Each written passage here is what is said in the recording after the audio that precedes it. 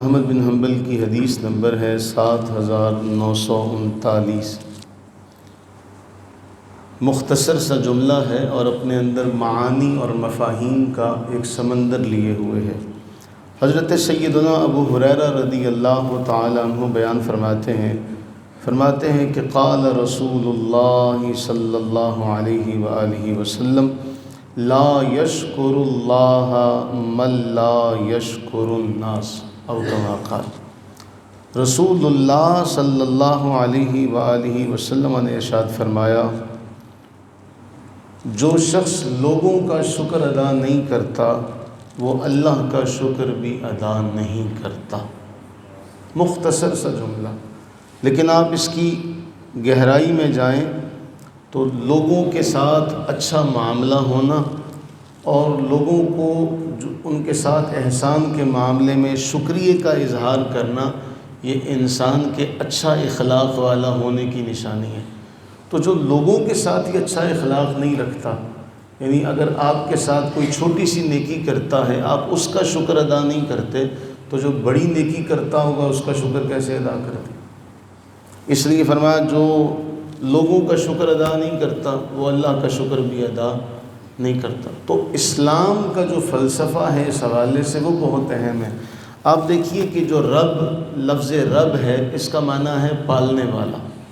اللہ تعالیٰ نے اسی لفظ کا، اسی صفت کا جو معاملہ ہے وہ اپنے ساتھ ساتھ ذکر کرنے کے ساتھ ساتھ جو ماں باپ ہیں ان کے لیے بھی یہی صفت جو ہے وہ ذکر کی ہے قرآن میں۔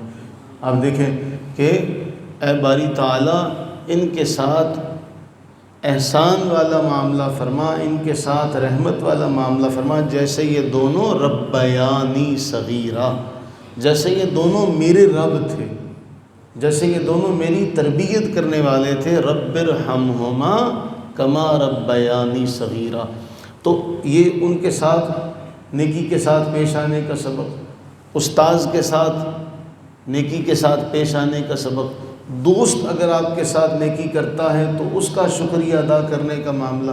تو آپ دیکھیے نیچے سے چلیں، اگر ہم ایک دوسرے کا شکر ادا کریں گے، اسلام کی تعلیم کیا ہے؟ جزاک اللہ خیرہ، کہ اللہ تمہیں اچھا بدلہ عطا فرمائے۔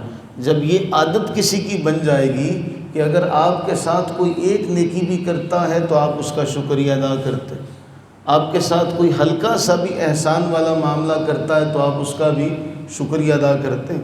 تو جس کا یہ مزاج بن جائے گا کہ ایک احسان کا شکریہ ادا کرے، تو جو زیادہ جس کی ساری زندگی ہم پر احسان کے ساتھ گزری ہوگی اس کا بھی کیا کریں گے؟ شکریہ ادا کریں گے۔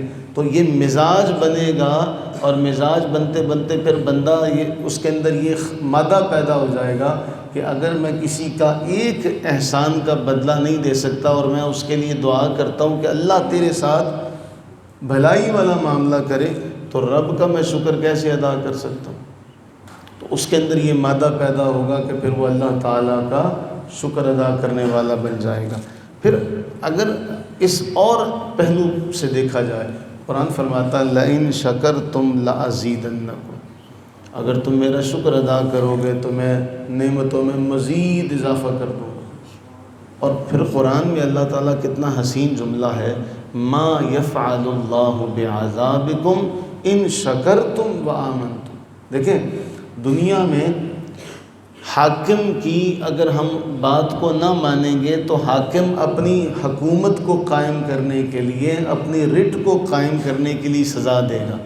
اس مجرم کو سزا دینے کا فائدہ حاکم کو ہوتا ہے براہ راست، اس کی رعایا کو ہوتا ہے، اس کی رعایا پر روک پڑتا ہے، حاکم کی سلطنت میں اضافہ ہوتا ہے۔ لیکن اللہ تعالیٰ نے قرآن میں واضح طور پر فرمایا تمہیں عذاب دے کر اللہ کیا کرے گا؟ اللہ کے خزانے میں کوئی کمی نہیں آ سکتی، اس کی سلطنت میں کوئی اضافہ نہیں ہو سکتا۔ اللہ تمہیں عذاب دے کر کیا کرے گا؟ ان شکرتم وآمنتم، اگر تم شکر گزار بن جاؤ، اگر تم ایمان والے بن جاؤ، تمہیں عذاب کیوں دے گا؟ اسے کیا ملے گا عذاب دے کے؟ تو وہ شاکر، اللہ تعالیٰ شاکر ہے۔ شاکرن کا معنی کیا ہے؟ وہ شکر گزاروں کی عزت کرنے والا ہے۔ شکر گزاروں کا مرتبہ بڑھانے والا ہے۔ اللہ کے شاکر ہونے کا معنی یہ ہے کہ اگر کوئی اس کا شکر ادا کرے تو وہ اس کے مقام و مرتبے میں اضافہ فرما دیتا ہے۔ تو اس لیے اللہ کے نبی سرور عالم صلی اللہ علیہ وسلم نے فرمایا جو لوگوں کا شکر ادا نہیں کرتا، تو یہ تو ہوا نا مجازی طور پہ، حقیقی تو منعم ہے، حقیقی تو اللہ کی ذات ہے، تو جو مجازی شکر ادا نہیں کرتا تو وہ حقیقی شکر بھی ادا نہیں کر سکتا۔ تو اللہ تعالیٰ سے پہلے یہ دعا کرنی چاہیے کہ باری تعالیٰ زندگی میں جس نے بھی ہم پر احسان کیا، یہ جو بھی ہمارے ساتھ نیکی کا معاملہ کرتا ہے، تو پہلے ہمیں اپنے مزاج کے اندر یہ ملکہ پیدا کرنے کی توفیق عطا فرما کہ ہم اپنے ہر محسن کا شکریہ ادا کرنے والے بن جائیں، جس نے بھی ہم پر احسان کیا۔ تو جب ہم ان احسانات کا شکر ادا کرنے والے بنیں گے تو پھر جس کے بڑے احسانات ہوں گے اس کا شکر بھی اپنے آپ ادا ہوگا۔ دیکھیں قرآن میں ایک جگہ اللہ فرماتا ہے یمنون علیک ان اسلموا، آئے نا منافق، انہوں نے نبی صلی اللہ علیہ وآلہ وسلم سے یہ جملہ کہا ہم نے آپ پر احسان کیا ہے، ہم اسلام قبول کر لیا، ہم نے آپ کی بات کو مان لیا، آپ کی جماعت میں اضافہ ہو گیا۔